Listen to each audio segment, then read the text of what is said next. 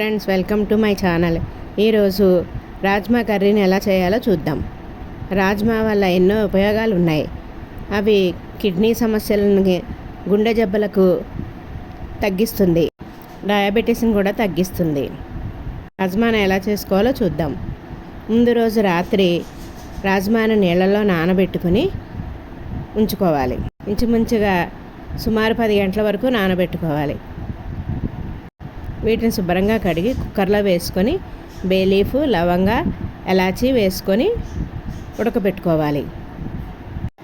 కుక్కర్లో వేసుకొని 4-5 విజిల్స్ వచ్చేంత వరకు ఉంచుకోవాలి.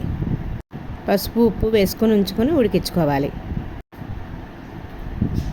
మరొక బాండీలో కొద్దిగా నెయ్యి, నూనె వేసుకొని దాన్ని వేడెక్కినాక షాజీరా వేసుకోవాలి.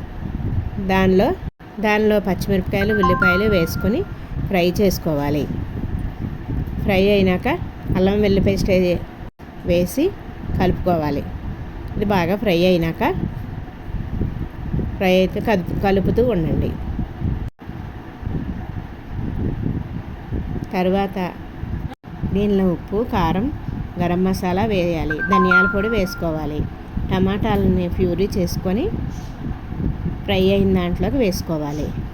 ఇదంతా బాగా ఉడికిన తర్వాత పచ్చివాసన పోయేంత వరకు దాన్ని ఉడికించుకోవాలి.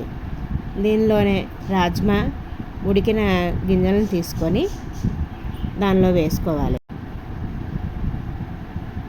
దానిలో వేసి ఉడికించిన తర్వాత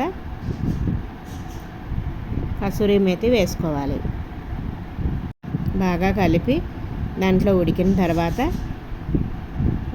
దాని మసాలా అంతా పట్టి ఉన్నాక దాంట్లోనే కొత్తిమీర, కసూరి మేతి వేసుకోవాలి.